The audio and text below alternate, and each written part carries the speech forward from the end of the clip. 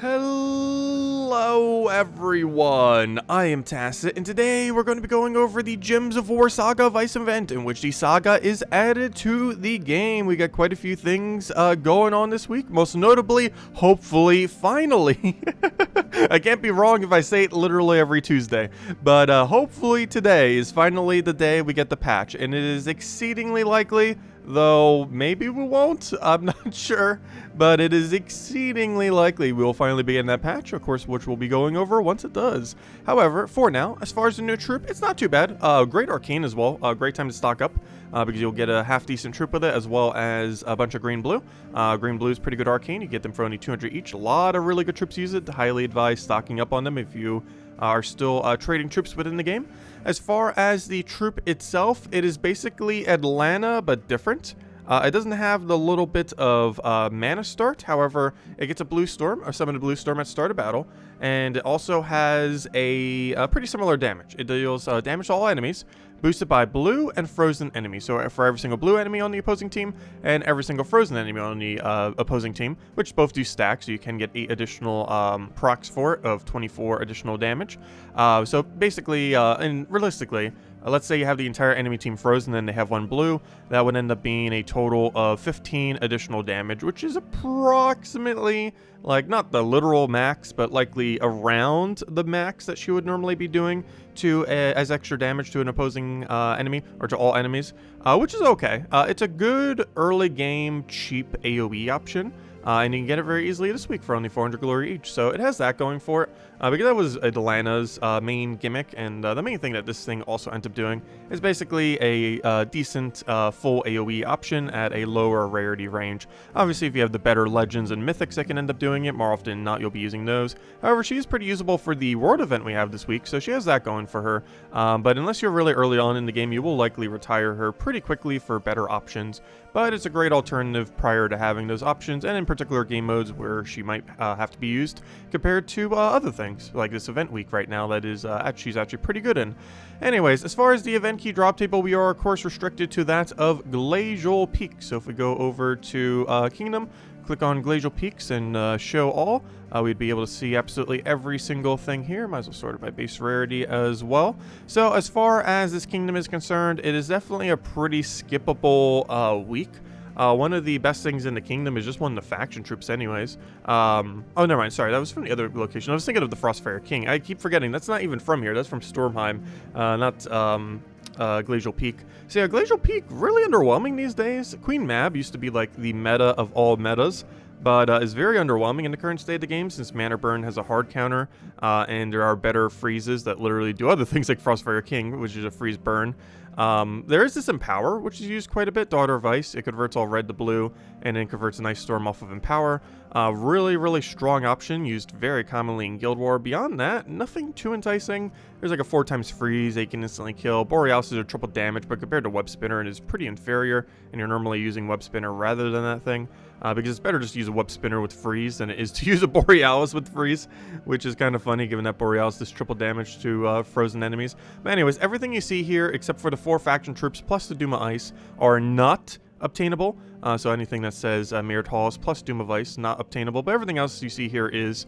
But for the most part, it's a pretty skippable event key week, unless you're looking to just get stuff here for Kingdom Star purposes, of which the Kingdom can currently reach 21 stars. But unless you're trying to hit like the 10-star mark, the 20-star mark, I wouldn't really advise opening event keys. This is a pretty skippable event key week, so not really too much value there. As far as the guild-related event, we do have a okay one. We have a little bit of spell damage. The troops we have as options aren't too bad because you do have access to Glacial Peak. So as I mentioned, we have something like the Saga with its 20% stats this week because it has Fae and Mystic, I believe, are the two. So guess what? It's a Fae Mystic, so it ends up working out pretty well. Normally they are geared towards whatever the new troop are, though not always, oddly enough, but more often than not they tend to be. But basically, as far as how the battles go, it eventually forces you into a Fairy Gobmother Frostfeather, which is where we're currently stopped at the moment. However, as far as rarity order, so you're going to be forced to take the Gobmother Frostfeather. They're the best 2 anyway, so that works out. However, it is not simply rarity order this time around. For whatever reason, it goes Epic, then Legendary, then Ultra Rare. However, between the 2 Ultra Rares, Winter Wolf is the absolute worst. So basically, the main thing that you need to remember is that the Epic of Frostfire Troll is better than the Legendary, and Winter Wolf is the absolute worst. Never, ever, ever take the Winter Wolf unless literally every battle that you have visible is a Winter Wolf. And if you just keep doing that, you should be okay on overall points. Just prioritize Frostfire Troll, the epic one, over Legend, and then never take Winter Wolf. And you'll be able to maximize your amount of score for this world events. Anyways, aside from that, we do have various things going on throughout the week. One right now, of course, is Mirrored Halls. Since this video is out a little bit later, we do have Mirrored Halls going on right now as far as the weapon. I don't believe it came with anything good. Give Reflect to an ally and give them a bunch of life. Yeah, the weapon's pretty underwhelming, though you might still want to get it for completionist sake.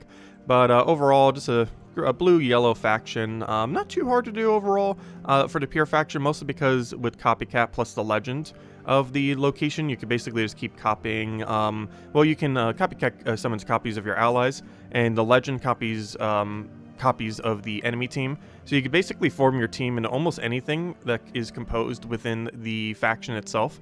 So you could end up, it is a very funny faction, because your team of 4, or at least 3 of them, can end up being a completely random 3. Not what you're starting with, but you could just copy, like, for example, with the Legends, like, this is a pretty bad example because there's nothing good on this middle fight, but I guess a Lamia to get a double charm, and then you have a double charm option. But you could end up copying something from the treasure rooms. You could end up copying, maybe if you want to go to this harder fight, to get yourself, like, gosh, why am I clicking on everything that does not have a good option? Like a web spinner. You can go copy a web spinner from here, and then you have a triple damage front line. So there's some interesting strategy you can do with this faction, that you could just copy the strongest enemy in one of these other ones, ideally in your middle fight, so you can just make a straight line, and then you're good to go. But yeah, it's a very weird faction, the playstyle for it for level 500 pure faction, but definitely not one of the harder ones, probably one of the funner ones overall too, so pretty cool. And of course today we might also be getting the patch. Keyword on the might, though exceedingly likely at this point. Anyways, Wednesday we're getting the Glacial Peak's pet. He's been around quite a few times, so nothing too special there, but if you haven't already maxed him, definitely make sure to get more copies. Thursday we have the Frost Mage hero class. So Frost Mage is pretty strong. Of course, Elementalist is broken beyond belief. So normally Elementalist is used these days because not only does it freeze, but also has the Entangle Burn and all that, to stun. So it does so many more things. However, off of an extra turn, there are still instances where the hero class is useful. One of the most noteworthy ones is that it has a half mana start into a mana accumulating trait into the decent cast that it has, while still having the freeze capability. So it has freeze at start of battle, it has the freeze whenever you do castings of spells at a % chance. So it's a pretty good overall freeze spam, while having a really, really quick start in the battle. So if that's really relevant for a battle, like trying to win within a few turns, but the enemy team is still using something that can end up looping on you. One of the most noteworthy things of this is Guild Wars, where sometimes you actually do go Frost Mage instead of Elementalist, as you need a quicker start than what Elementalist will give you, especially when you don't have access to something like Mirage Queen on a given Guild War day, because sometimes you need that extra half mana speed while still needing a pretty decent freeze option. And while you could use any hero class that has flash freeze, the nice thing about Frost Mage is not only does it start with the freeze, but also gets to keep reapplying it. So it's situationally useful compared to Elementalist. Elementalist definitely didn't completely kill it off. It also has Arcane, so every time you cast a spell, you end up gaining magic towards it. This is pretty relevant if whatever weapon you're doing is really dependent on magic. Like if you have a Rope Dart or something that hits all enemies, or something similar, anything that boosts pretty well based on the magic stat, can also be pretty well with Frost Mage. As the longer the battle goes on, you end up gaining more and more stats, even though it's normally used for more of the quick kill kind of options, but it falls in a weird in between like Archmagus and Elementalist, as far as like the two locations. It's almost like a mix of the two of them combined is basically what this hero class is. Even though the other two tend to excel it in many situations, it's a nice in-between that kind of mixes both of their two viabilities into a kind of average class. Honestly, Frost Mage kind of reminds me of Titan hero class in the current state of the game, where it's more of a well-rounded hero class that does a lot of things, unlike the other ones that are super hyper-focused at doing a few things very, very, very well, rather than a super wide amount of things. So that's kind of where Frost Mage falls, kind of like an alternative Titan of the tanky, or Titan's like the alternative all-rounder for the tankiness, and this one's kind of like the alternative all-rounder for casting, I would say. But anyways, oh, and of course, this Friday we have Bounty Hunter. I'll be getting a new bounty troop there. Still the same strategy as always, so nothing really too new there. Just literally throw the Bounty Hunter troop in last slot because it's not that good, and then just play it with 3 troops. Anyways, as far as Soulforge, there's one exceedingly noteworthy thing to mention immediately, and probably the only thing in the entirety of Soulforge even worth getting this week, and that is High King Iron Gut. You probably see me using it pretty much every faction event where he can be used, and is highly advised to end up getting your hands on one. He ends up dealing damage to an enemy, and with a percent chance to devour based on his attack. Of course, he, especially earlier on in the game, but even right now with our stats, you may notice we do not have 100 attack in the current state of the game. Eventually we might. However, that's not what the issue is. If he gets a single devour in pretty much any game mode you're using him in, he will end up hitting 100 attack. The other thing that makes him really viable is factions.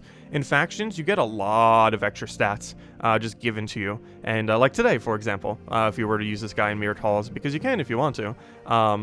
But if you end up doing that, you end up gaining a lot of additional stats, and you can normally get them very close, if not exceeding 100 attack. You can also give them those attack medals, and end up giving him additional 12 attack through Seasons, or Arania, though I'm not sure why you'd use Arania in the current state of the game until they buff it. But you could use 4 Seasons on him for a bunch of extra durability while also having 12 additional attack, and every attack he has moves him closer to 100%. And when he has over 100%, which is a lot easier than it may seem, because he devours, so he gains the attack of whatever he devours. So even if you don't have it, one single devour generally pushes you over 100 attack in whatever situation you're using him in. And if it's not, then you probably shouldn't be using him in that game mode, because normally you'd want to be using him against harder enemies, and those harder enemies should have enough attack that one devour will give you max attack after doing so. That's a good sign if you're using him in a correct game mode, is if regardless of what your attack value is, if after he devours he has over 100 attack, then you are probably using him in a correct location. Anyway, as far as his overall viability, he's mostly used for factions. He's not used too often for PvP and such, though you can if you don't have too many other options. He's also can be used for Explore 12, though there are quicker options out there. But if you don't have too many access to too many, he can definitely be a pretty decent one to end up going with. He also has that extra turn capability, which makes him even more devastating, because you don't even drop your turn. You basically get a free kill without even dropping your turn, assuming he's not frozen. So a lot of value that you end up getting from him. Unfortunately, his traits are completely useless. However, his absurdly good ability makes up for it. There are some situations where you use him in a bit of a brown kind of oriented team, but the little bit of lifesteal generally does not make too much of an impact. But long story short, if you're looking for one of the best delve troops in the entire game, definitely end up picking up High King Iron Gut. Also one other mechanic, you can end up using a curse option with him. So if you you have anything that can 4 times cursed, either with that one Fiendfire weapon or Mirage Queen, or literally anything in the entire game that can curse the entire enemy team, this ends up synergizing really well with him, because it removes their immune to devour, and there's currently nothing within delves that have immune to curse. There are in some other game modes like Tower of Doom and such. However, in specifically delves, there is currently 0 total things that have immune to curse. So even though there's things that have immune to devour, you can simply curse them, and then you can devour them, even if they have impervious, because they will not have immune to that curse. So it ends up working out really, really well for delves. Anyways, so that's pretty much the only thing relevant there. As far as weapons, nothing really too enticing. You can get... Oh, sorry, there's one. My bad. Abral Crystal. If you're picking up anything, pick up Abral Crystal. If you're looking for any weapons this week. It is a decent exploding weapon that boosts based on elementals. Elemental being a really decent typing to end up doing this for, particularly with the Elementalist hero class, of course. Now that there actually is an Elemental hero class, because if I'm not mistaken, when this was added, I don't think we had an Elementalist hero class yet. Though, of course, now we do with the Elementalist. I'm not even sure. Is this actually the first time you can get Abral Crystal since then, now that I'm thinking about it? It might be, though probably not, though you don't know. Like, factions or kingdoms take like so long before they cycle around that it might be. If it's not the first, it's definitely the second time, if nothing else, that Elementalist has actually been released when you can get Abral Crystal. So that's something, if nothing else. But yeah, definitely Abral Crystal. Every other weapon here, pretty underwhelming. And keep in mind, Mirrored Orb is only available today. And even though it's a useless weapon, if you are lucky to get it, do make sure to get it today, because it will not be available after the faction event ends up ending. Anyways, with that being said, let's go over all the teams that we do every single week for absolutely everything for the week. So let's start from the top. Of course, as far as the reward event, we have basically 2 cheaper reward event teams. This one ends up using the Orb of Winter route with Daughter of Ice. So basically, Orb of Winter you get from 250 wins on the Frost Mage hero class. It's basically like an alternative Dawnbringer, and you can't even use Dawnbringer for this event, so in this case it's just going to be the weapon. But it's a nice solid AoE option, ends up boosting based on how many frozen enemies you have.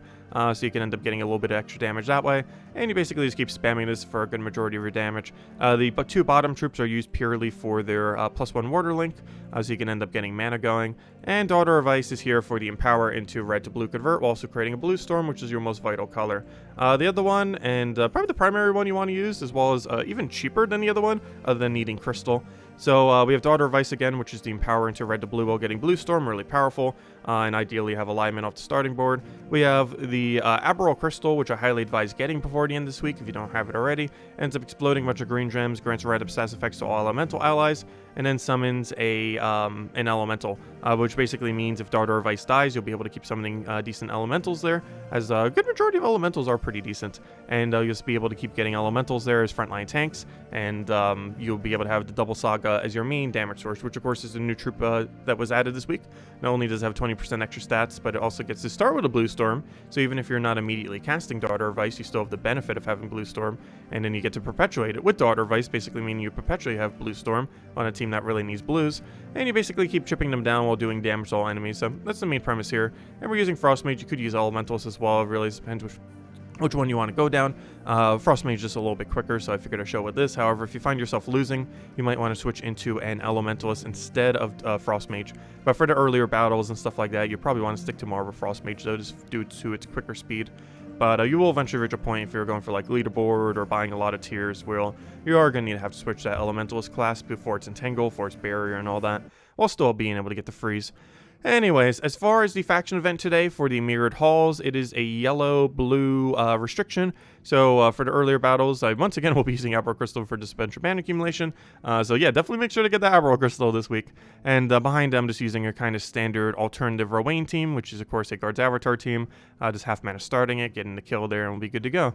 If you're looking for something a little bit cheaper, and there's this no Mythic team, you can end up running double Tesla to Holy Stang Astra. Pretty much any time when you have access to this, it's a pretty good idea to potentially run it. If you're looking to go all the way to 500, Tesla scales throughout the entire game. You can put another mana accumulator here if you don't have the second Tesla to end up doing there. The second one's mostly just to pressure more damage, and you can use Earthgear shields to keep your team alive, as well as giving that vital extra armor in order to do even more damage. While Tesla's damage tends to be primarily based on how much armor the enemy has, more so compared to your own, giving yourself more armor definitely would not hurt for overall damage output. And aside from that, Pure Faction, there's a couple different ways you could run this. The main gimmick is run Copycat plus Mirrored Queen. As long as you have this alive going into the final battle, you're probably going to be fine. Ideally, what you actually want to do with this faction is you keep using Mirrored Queen to copy the enemies. There's a 50% chance that it will summon a copy of that enemy that it hits. And basically what you can end up doing is, as I kind of mentioned slightly earlier, is copy the enemy team based on what they are. So, of course, this one right here isn't a faction enemy, but let's just say it was. Let's say we wanted a better tank. Well, instead of Glass Golem, we could have the tank of Silent Sentinel, which is not a situation that would happen in Delves, but, you know, you can basically just copy whatever the good enemy troop is that you need for your team in a given battle, ideally in the middle battle, so you still only have to do 3. But even if you see something really good in the side battle, like that web spinner we saw earlier during this video, like goes to that battle real quick, it might be a little bit of a hard one to take, but if you take it out, you end up getting yourself a web spinner in first slot that you can end up using, maybe even double web spinner for double triple damage, and just have 2 of them there with Copycat Mirrored Queen behind it. But as long as you have the base of Copycat Mirrored Queen, you're pretty much good to go, and you can just get whatever you want from the Delve if you see a really fun option that you want, or just something simply better than what's already here, which is a pretty low bar to set, so there's generally going to be something you're going to be able to find in the Delve, ideally in that middle room, that would allow you to better take out the final battle.